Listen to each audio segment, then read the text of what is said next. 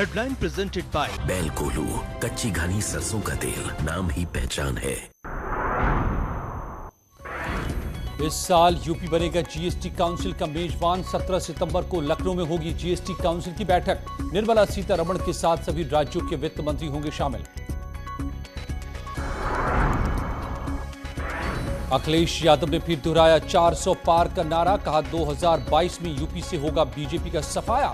SP संरक्षक मुलायम सिंह यादव ने कार्यकर्ताओं को दिया जीत का मंत्र। यूपी में अयोध्या पर फिर घमासान। ओवैसी के दौरे से पहले एआईएमआईएम ने पोस्टर में लिखा फैजाबाद। ओवैसी ने मस्जिद राग छेड़कर गरमाई राजनीति।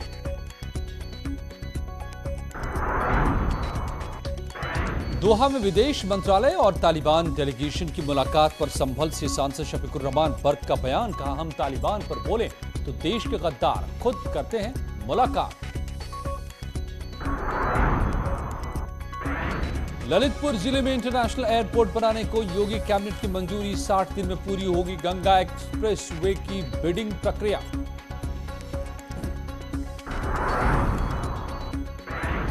फर्रुखाबाद में एक ही परिवार के 12 लोग कोरोना पॉजिटिव। 2 दिन पहले केरल से लौटा था परिवार। 15 लोग थे शामिल। स्वास्थ्य विभाग ने सभी को किया क्वारंटीन।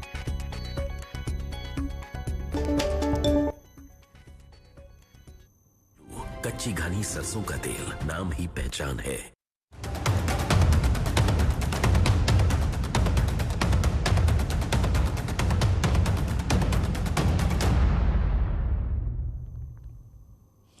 नमस्कार, मैं हूं अजय वत्स और आप देख रहे हैं यूपी की दमदार खबरें।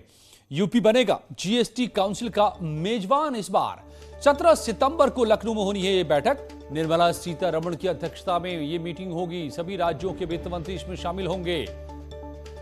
हर साल अलग अलग राज्य बनता है मेजबान। इस बार की मेजबानी यूपी के नाम और इसमें होगी बड़ी बैठक 17 सितंबर को, जिसमें देश भर के सभी राज्यों के वित्त मंत्री बैठेंगे, हिस्सा लेंगे। जीएसटी काउंसिल की यह बैठक होगी और इसकी मेजबानी इस बार यूपी के पास।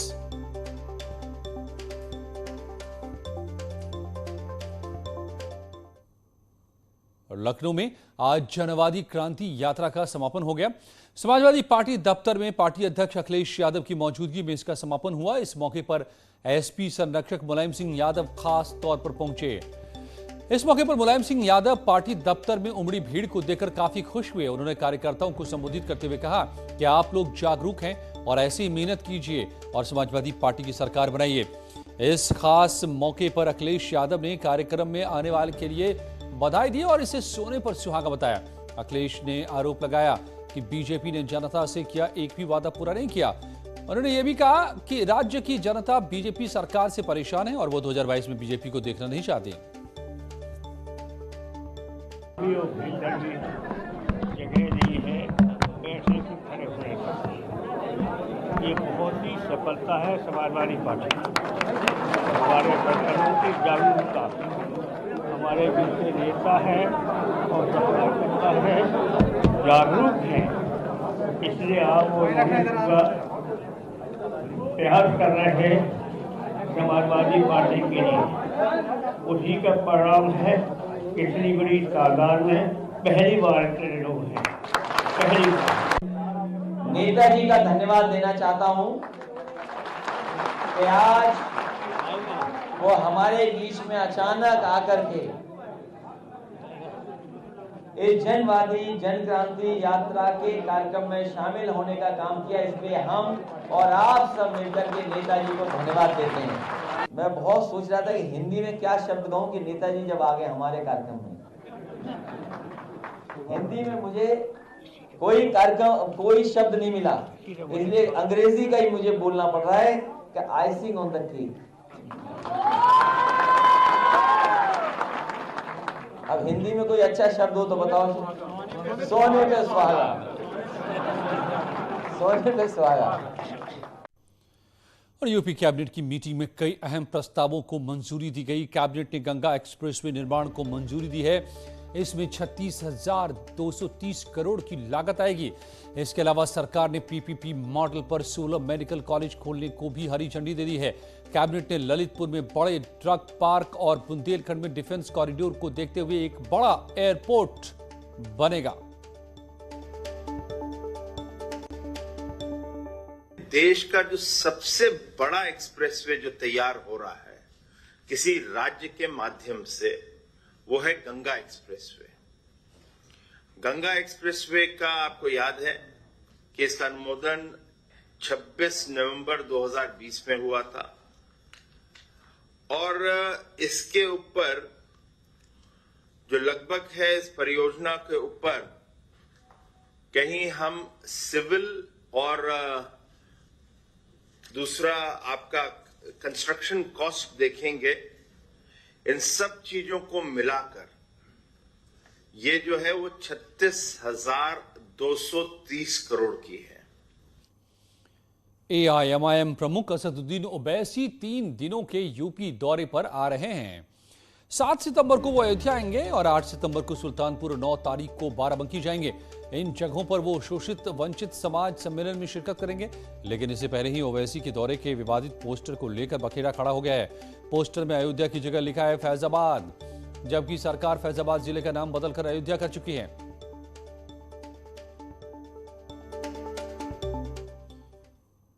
अपने बेबाक अंदाज के लिए पहचाने जाने वाले एक्टर नसीरुद्दीन शाह ने तालिबान का समर्थन करने वाले भारतीय मुस्लिमों पर निशाना साधा है। उन्होंने बुधवार को एक वीडियो जारी किया है। इसमें हिंदुस्तानी इस्लाम और दुनिया के बाकी हिस्सों के इस्लाम के बीच फर्क बताया है। शाह ने सवाल पूछा है कि तालिबान की पैरवी करने वाले भारतीय मुस्लिम अपने मजहब में सुधार चाहते हैं या पिछली सदियों जैसे वहशीपन के साथ जीना चाहते हैं। शाह ने कहा है कि हिंदुस्तानी इस्लाम दुनिया भर के इस्लाम से हमेशा अलग रहा है और खुदा वो वक्त न लाए कि वो इतना बदल जाए कि हम उसे पहचान भी न सकें। हालांकि अफगानिस्तान में तालिबान का दोबारा हुकूमत पा लेना दुनिया भर के लिए फिक्र का बायस है, इससे कम खतरनाक नहीं है हिंदुस्तानी मुसलमानों के कुछ तबकों का उन वहशियों की वापसी पर जश्न मनाना। आज हर हिंदुस्तानी मुसलमान को अपने आप से ये सवाल पूछना चाहिए कि उसे अपने मजहब में इस्लाह, रिफॉर्म और जिद्दत पसंदी, मॉडर्निटी चाहिए या पिछली सदियों के वहशीपन का इक़दार, वैल्यूज। मैं हिंदुस्तानी मुसलमान हूं और जैसा कि मिर्जा गालिब एक अरसा पहले फरमा गए हैं, मेरा रिश्ता अल्लाह मियां से बेहद बेतकल्लुफ है। मुझे सियासी मजहब की कोई जरूरत नहीं है। हिंदुस्तानी इस्लाम हमेशा दुनिया भर के इस्लाम से मुख्तलिफ रहा है और खुदा वो वक्त न लाए कि वो इतना बदल जाए कि हम उसे पहचान भी न सकें। और नसीरुद्दीन शाह के इस बयान का यूपी सरकार में मंत्री मोहसिन रजा और साधु संतों ने समर्थन किया है। उन लोगों को आड़े हाथों लिया है जिन्होंने तालिबान की वापसी पर खुशी जाहिर की है। के तहत नसीरुद्दीन शाह साहब बोले हैं, बहुत अच्छी बात है, हम स्वागत करते हैं। कम से कम उन्होंने आगे आकर इस बात को कहा, क्योंकि हिंदुस्तान एक ऐसा देश है जहां संस्कार भी है, सम्मान भी है और व्यक्ति की आजादी भी है।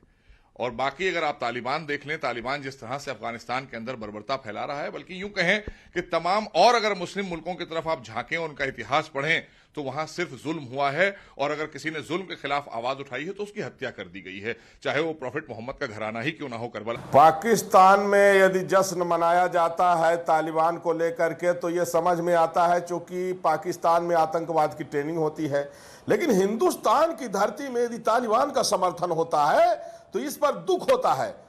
बयान तो इनका स्वागत योग्य है, देर आए दुरुस्त आए। बहुत दिनों बाद इनके मुंह से मतलब हिंदुस्तान के विषय में कुछ अच्छी बातें निकली हैं, तो स्वागत योग्य है।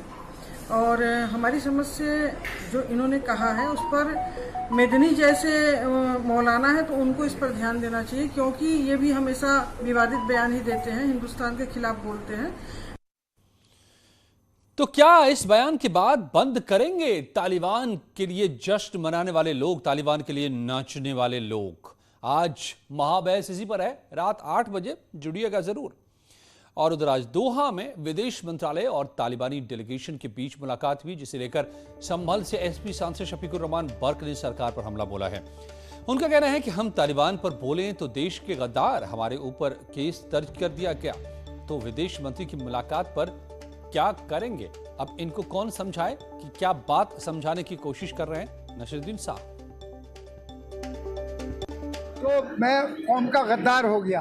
अब इन्होंने जाके दोहा में जो मीटिंग की है, अपने आदमी भेजे, जयशंकर को भेजा और डोम्बा, वो क्या नाम है उसका, एम्बेसडर भी सब गए। तो अब क्यों बात कर रहे हैं, अब क्या परेशानी है।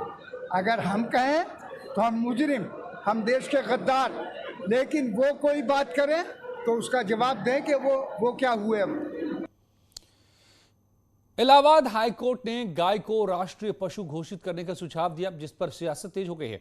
बीजेपी कह रही है कि गाय माता की रक्षा और सम्मान के लिए बीजेपी हमेशा आगे रहती है, तो कांग्रेस पूछ रही है कि मोदी सरकार दूसरे राज्यों में गोकशी बैन क्यों नहीं कर रही। और समाजवादी पार्टी ने बीजेपी पर गाय के नाम पर सियासत करने का आरोप लगाया है।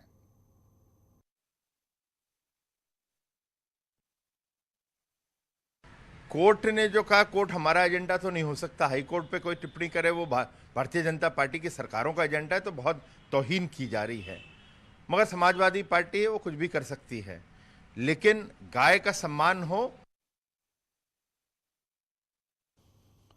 और यूपी में पहली क्लास से 8वीं क्लास तक के स्कूलों में टीचर्स के ट्रांसफर जल्द किए जाएंगे। बेसिक शिक्षा राज्य मंत्री सतीश द्विवेदी ने इस मामले में बड़ा बयान दिया है। सिद्धार्थनगर जिले के लोहिया कला भवन में आयोजित गुरु वंदन कार्यक्रम में भाग लेने पहुंचे सतीश द्विवेदी ने कहा कि यूपी में 1,25,000 सहायक अध्यापकों के चयन के बाद अब शिक्षकों की स्कूलों में कमी नहीं रही, इसलिए आगामी अंतर जनपदीय स्थानांतरण प्रक्रिया के आकांक्षी जनपदों से स्थानांतरण किया जाएगा। साथ ही जिले के अंदर के ब्लॉकों में ट्रांसफर की प्रक्रिया के लिए विभाग तैयारी में जुट गया है। जनपद थे, वहां से स्थानांतरण कम हो पाते थे, लेकिन चूंकि प्रदेश की योगी सरकार ने पिछले 4.5 साल में 1,25,000 से अधिक शिक्षकों की भर्ती की है। अब प्रदेश में शिक्षकों की कमी नहीं है, इसलिए आगे जो भी अंतर जनपदीय स्थानांतरण होंगे उसमें आकांक्षी जनपदों में भी अधिक संख्या में स्थानांतरण हो सकेंगे, ये मैंने कहा है। तो लौटते कुछ ही पलों में यूपी की और भी दमदार खबरों के साथ।